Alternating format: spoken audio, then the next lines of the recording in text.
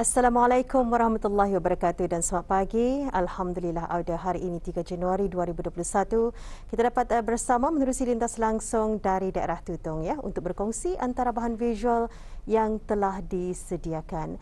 Baik, saya mengharapkan Auda penonton semua dalam keadaan sihat walafiat. Dan yang pasti kita juga sama-sama mendoakan ya kita semua dipermudahkan dalam segala urusan, lebih-lebih lagi kepada adik-adik kita yang akan memulakan sesi persekolahan ataupun pembelajaran. Semoga guru-guru dan ibu bapa juga dipermudahkan ya dalam sama-sama membantu sesi pembelajaran anak-anak di rumah. Baik, kita akan saksikan satu bahan visual yang kami muatkan dari daerah Tutong hari ini.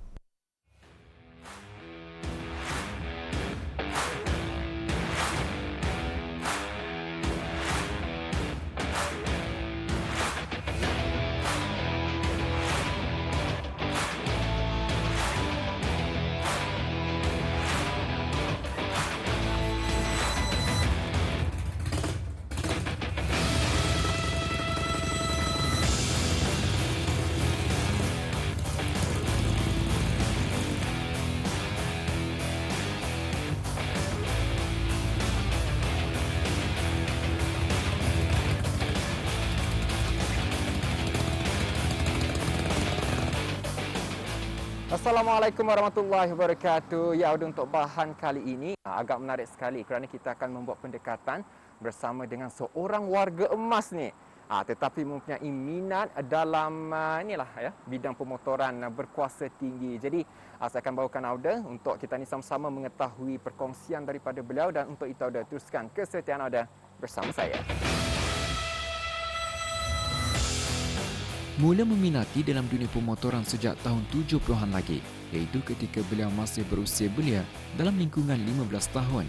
Minat yang diwarisi daripada ayahanda beliau telah membakar semangat untuk menabung di usia muda lagi bagi mendapatkan motosikal berkuasa tinggi yang diidamkan. Di kalangan rakan-rakan peminat motosikal berkuasa tinggi atau bikers di negara ini, beliau lebih dikenali dengan gelaran nama Jimmy Dok Dok. Meskipun sudah berusia warga emas, namun itu bukan penghalang buat beliau untuk terus menjadi penggemar setia terhadap motosikal berkuasa tinggi.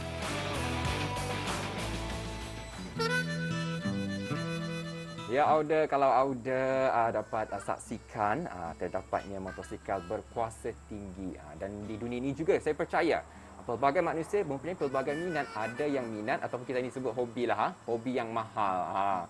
Dan bersama saya Tuan Jaimi yang mempunyai minat ataupun hobi dalam koleksi motosikal berkuasa tinggi ini. Jadi ingin kita mengetahui lebih lanjut bersama Tuan lah. Jadi Tuan, kita ingin mengetahui macam mana ni Tuan boleh ada minat ni dalam mengumpulkan ataupun mendapatkan ni barang-barang motosikal berkuasa tinggi ni. Bagaimana? Mula-mula saya berminat dengan motosikal ni dari arwah bapa saya. Dulu arwah bapa saya memakai Triumph. Lepas tu minat itu bertambah sampai sekarang lah. Saya mula berkecimpung dalam tahun 1983. Beli sebuah motor. Lepas tu jual, beli lagi sebuah motor. Lepas tu baru yang last ini barulah dapat motor yang paling tinggi lah. Dan Tuan, kalau saya boleh kategorikan hobi atau minat Tuan ini adalah hobi yang mahal. Saya tahulah harga motosikal berkuasa tinggi ini bukannya murah. Harganya beribu rapanya orang. Jadi macam mana bagi Tuan sendirilah, adakah jadi bebanan untuk mendapatkan motosikal yang diminati ini? Bagi saya tidak ada bebanan bagi saya, sebab minat kita itu terlampau minat. Sebab itu kita ini tidak risau dari segi sebisingnya, minyaknya, perjalanannya, begitulah. Okey, baik. Dan kalau dilihat juga disebabkan motosikal berkuasa tinggi ini memang harganya pun memang mahal. Jadi macam mana tu perasaan mula-mula untuk mendapatkan itu? Adakah daripada gaji pertama atau bagaimana? Dari segi pembelian, saya simpan wang macam pendapatan. Dapat pendapatan ini saya simpan sampailah mencukupi, barulah saya membelinya. Saya tidak ada pernah loan bank saya beli cara cash. Jadi memang kita ada target sebuah motosikal itu lah atau macam Ya, saya. Oh, okey, baik. Dari segi pemeliharaannya macam mana ni Tuan? Dari segi pembeliannya tidak juga berapa mahal, sebab kalau kita antar ke workshop yang punya motosikal, begitu mahal lah. Kalau kita buka sendiri, apa ada toolnya, beli slow toolnya, kita sendiri bukalah. Servis minyak, apa, itu saja. Itu saja. Nah, minyak sama gearbox dia, minyak gearbox, itu saja. Bagi seorang bikers, mempunyai motosikal berkuasa tinggi sahaja tidak mencukupi tanpa mempunyai set aksesori dan kelengkapan pakaian yang bersesuaian, kerana para bikers lazimnya mempunyai fashion dan pakej gaya hidup yang tersendiri yang menggambarkan mereka adalah ahli bikers berkuasa tinggi. Tidak terkecuali beliau yang turut mempunyai pelbagai koleksi dan aksesori yang tersimpan rapi seperti baju, jaket, kasut, lencana, sarung tangan dan lain-lain lagi. Tidak kurang juga dengan pencapaian-pencapaian yang pernah diraih beliau di sepanjang penglibatannya dalam dunia pemotoran berkuasa tinggi, antaranya pernah memenangi Best Exterior Design, Champion Sun Throttle Easy Rider dan pelbagai kemenangan lain yang pasti menjadi ristaan buat beliau dan keluarga di hari mendatang. Dan Tuan, saya pun ingin mengetahui, saya percaya penonton di luar sana pun ingin mengetahui ni, pengalaman-pengalaman Tuan. Saya percaya Tuan merupakan seorang ahli atau sebahagian daripada ahli kelab pemotoran di negara Brunei Darussalam. Mungkin Tuan boleh kongsikan kelab apa dan macam mana? Saya memasuki, mula-mula saya masuki kelab Persatuan Motosikal Brunei Darussalam, iaitu Pemuda. Lepas tu saya masuk lagi Brunei Chapter, iaitu HOK, Hali Owner Group. Lepas tu saya baru masuk lagi Kekal, motosikal daerah Tutung. Sampai sekarang lah. Sampai sekarang merupakan ahli daripada tiga kelab atau? Ya, alhamdulillah. Oh, alhamdulillah ya. Dan kita percaya memang banyak aktiviti-aktiviti yang diungkapkan oleh kelab tersebut. Jadi mungkin Tuan boleh kongsikan pengalaman-pengalaman. Pengalaman saya semasa motosikal, kami ikut persatuan menjalani ekspedisi ke Indonesia, Thailand, Kambodia, Filipina, itulah Kalimantan Barat, begitu. Kalimantan Barat itu termasuklah Indonesia.